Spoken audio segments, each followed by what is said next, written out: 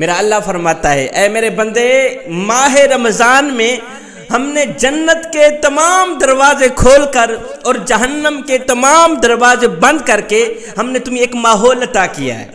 اس ماحول میں رہ کر جنتی بننے کی گنجائش بہت زیادہ اور جہنمی بننے کی گنجائش بہت کم ہے۔ میرا اللہ فرماتا ہے کہ جب میرا بندہ کوئی گناہ کر بیٹھتا ہے، کوئی خطا کر بیٹھتا ہے، کوئی غلطی گناہ یا کوئی برائی کر بیٹھتا ہے تو کہتا ہے لعنت ہو شیطان پر، اس نے مجھے بہکا دیا، شیطان کو لعنتیں کرتا رہتا ہے۔ میرا اللہ فرماتا ہے میرے بندے، ماہ رمضان کی برکت سے تو ہم نے تمام شیاطین کو زنجیروں سے جکڑا کر قید میں بند کر دیا، اب تم لوگ لعنتیں کس کو کر رہے ہو؟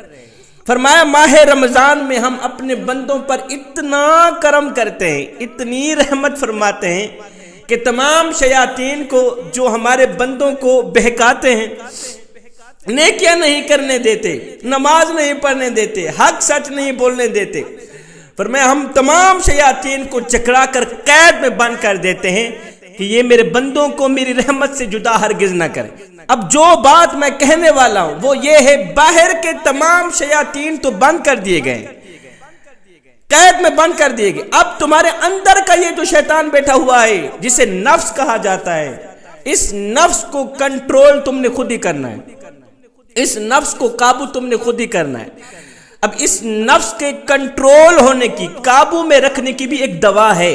حضرت سیدنا علی المرتضیٰ شیر خدا کرم اللہ وجہ الکریم سے پوچھا گیا، حضرت نفس کی اصلاح کا کوئی نسخہ بتا دیں۔ اس سے پہلے مجھے ایک واقعہ یاد آ گیا، ایک بادشاہ کی اولاد نہیں تھی، اس نے ایک وزیر کو کہا کہ کل تو اپنے بیٹے کو میرے پاس لے کے آنا، تیرا یہ جو چھوٹا سا بچہ ہے نا اس کو میرے پاس لے کے آنا۔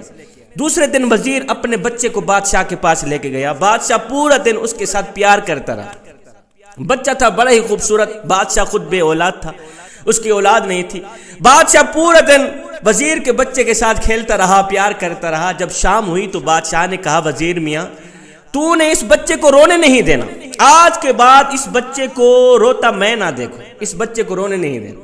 وزیر نے کہا بادشاہ سلامت، اس کی کون کون سی خواہش پوری کریں گے، اس کی کون کون سی بات پوری کریں گے، یہ تو بچہ ہے۔ بادشاہ نے کہا کوئی بات نہیں، میں وزیروں کو کہہ دیتا ہوں، ابھی اس بچے کے منہ سے اس کی بات نکلے گی، بعد میں اس پر عمل پہلے کیا جائے گا، اس کی ہر خواہش پوری کی جائے گی۔ بادشاہ نے وزیروں کو کہہ دیا، بادشاہ نے کہا اس بچے کے سامنے ہاتھی کو لایا جائے۔ ہاتھی آ گیا، تھوڑی دیر تک تو بچہ ہاتھی کے ساتھ کھیلتا رہا، تھوڑی دیر کے بعد بچے نے پھر رونا شروع کر دیا۔ بادشاہ نے کہا اب کیا ہوا؟ کہا مجھے سوئی کی ضرورت ہے۔ کہا اس میں رونے والی کون سی بات ہے، سوئی آ گئی، بچہ تھوڑی دیر تک سوئی کے ساتھ کھیلتا رہا، تھوڑی دیر کے بعد بچے نے پھر رونا شروع کر دیا۔ بادشاہ نے کہا بچے اب کیا ہوا؟ کہا اب میری خواہش یہ ہے کہ اس ہاتھی کو سوئی کے سوراخ سے گزارا جائے۔ حضرت علی فرماتے ہیں میاں جس طرح بچے کی ہر خواہش پوری نہیں کی جا سکتی، اسی طرح انسان کے نفس کی ہر خواہش بھی پوری نہیں کی جا سکتی۔ سوال یہ پیدا ہوتا ہے کہ آخر اس نفس کا بھی تو کوئی علاج ہوگا نا۔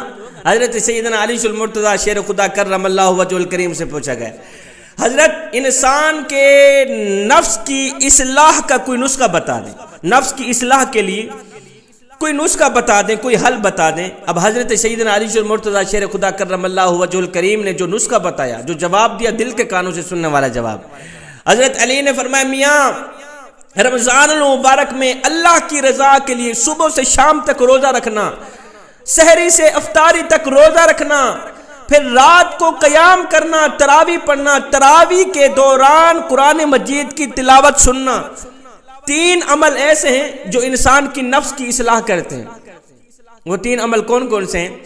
حضرت علی نے فرمایا میاں پہلا عمل سحری سے افطاری تک، صبح سے شام تک اللہ کی رضا کے لیے روزہ رکھنا، پھر رات کو قیام کرنا مطلب تراویح پڑھنا، دوسرا عمل، پھر تراویح کے دوران قرآن مجید کی تلاوت سننا، یہ تیسرا عمل۔ فرمایا یہ تین عمل ایسے ہیں جو انسان کی نفس کی اصلاح کرتے ہیں۔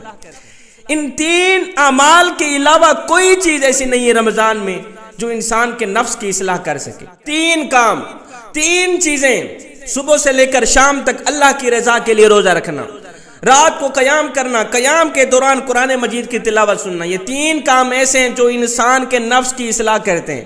ایک صحابی میرے حضور علیہ الصلوۃ والسلام کی خدمت میں حاضر ہوا، کہنے لگا آقا میں تو مارا گیا، میں تو لوٹا گیا، میں تو تباہ ہو گیا، میں تو برباد ہو گیا۔ آقا نے فرمایا میاں کیا ہوا؟ کہا روزے کی حالت میں اپنے نفس کی مان کر بیوی سے ہم بستری کر لی، میں نے بیوی کے پاس چلا گیا، روزہ ٹوٹ گیا۔ میرے کریم نبی نے فرمایا او میاں یہ تو نے کیا کر ڈالا، روزہ توڑ دیا؟ آقا بس مجھ سے گناہ ہو گیا، مجھ سے خطا ہو گئی، اب مجھے بتایا جائے اس کا کفارہ کیا ہے۔ میرے حضور علیہ الصلوۃ والسلام نے فرمایا میاں اگر تو نے روزے کی حالت میں بیوی سے ہم بستری کر دی ہے، بیوی کے پاس چلا گیا، روزہ تیرا ٹوٹ گیا، اب اس کا کفارہ یہ ہے کہ ایک غلام آزاد کر۔ اس نے کہا آقا میں تو خود بھی غلام ہوں، میں تو خود کسی کا غلام ہوں، غلام کیسے آزاد کر سکتا ہے، مجھ میں تو اتنی ہمت نہیں۔ آقا نے فرمایا کوئی بات نہیں، پھر 60 مسکینوں کو پیٹ بھر کے 2 ٹائم کا کھانا کھلا دے، تیرا کفارہ ادا ہو جائے۔ آقا میں تو خود مسکین ہوں، یہ کام مجھ سے کیسے ہو سکتا ہے، میں تو خود مسکین ہوں، 60 مسکینوں کو کھانا کیسے کھلا سکتا، میں تو خود صبح کو کھاتا ہوں شام کے لیے نہیں ہوتی، شام کو کھاتا ہوں صبح کے لیے نہیں ہوتی۔ آقا نے فرمایا اچھا کوئی بات نہیں، پھر اگر یہ بھی نہیں کر سکتا، اگر غلام بھی آزاد نہیں کر سکتا، 60 مسکینوں کو کھانا نہیں کھلا سکتا، تو پھر 60 روزے مسلسل کر کے رکھ، 60 روزے مسلسل رکھ۔ کہنے لگا آقا ایک روزہ رکھا ہے یہ حال ہو گیا، اب 60 روزے مسلسل کیسے رکھ سکتا ہوں؟ یہ سن کر میرے کریم نبی مسکرا پڑے۔ میرے کریم نبی نے فرمایا اچھا بیٹھ تیرا حال کہتے ہیں۔ صحابی بیٹھا رہا، تھوڑی دیر کے بعد ایک اور صحابی ہے، اس نے سر پہ کھجوروں کی ایک ٹوکری رکھی ہوئی تھی، آقا کی بارگاہ میں پیش کی، خدمت میں پیش کی، آقا اپنے ہاتھوں سے صدقہ کر کے سب میں بانٹ دیں۔ میرے کریم نبی نے فرمایا کہاں گیا؟ بیوی کے ساتھ ہم بستری کرنے والا، روزہ توڑنے والا، اٹھ کر وہ آقا حاضر ہوں۔ میرے کریم نبی نے فرمایا اچھا یہ کھجوریں ہیں لے جا، 60 مسکینوں کو بانٹ دے، تیرا کفارہ ادا ہو جائے گا۔ یہ کھجوریں ہیں 60 مسکینوں کے گھروں میں بانٹ دے، تیرا کفارہ ادا ہو جائے گا۔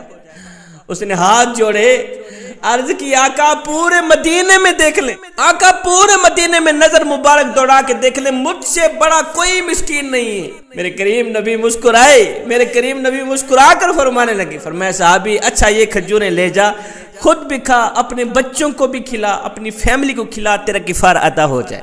فرمایا جب روزہ ٹوٹ جائے ایک غلام آزاد کر دینا، تمہارا کفارہ ادا ہو جائے۔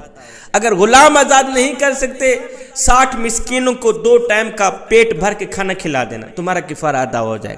اگر یہ بھی نہیں ہو سکتا تو پھر 60 روزے مسلسل کر کے رکھ دینا، تمہارا کفارہ ادا ہو جائے گا۔ اللہ تعالیٰ نے باہر کے تو تمام شیاطین جو ہمیں بہکانے والے، جو ہمیں نیک کام کرنے نہیں دیتے، جو ہمیں نماز نہیں پڑھنے دیتے، ان تمام شیاطین کو اللہ تعالیٰ نے زنجیروں سے جکڑا کر قید میں بند کر دیا۔ اب باہر والے تمام شیطان تو قید میں بند کر دیے گئے، اب رہ گیا انسان کے اندر کا شیطان، اسے ہم نفس کہتے ہیں۔ یہ جو نفس ہے نا یہ ہمیں کوئی کام نہیں کرنے دیتا، اس نفس کو کنٹرول تم نے خود ہی رکھنا ہے، اس نفس کو قابو تم نے خود ہی رکھنا ہے۔ اقبال نے کیا خوب لکھا تھا، بندے تم نے یہ جو زبردستی شیطان کو پکڑ کر یہاں بٹھا دیا ہے نا، اس شیطان کو مار دے، نہیں تو یہ تم ہی مار دے گا۔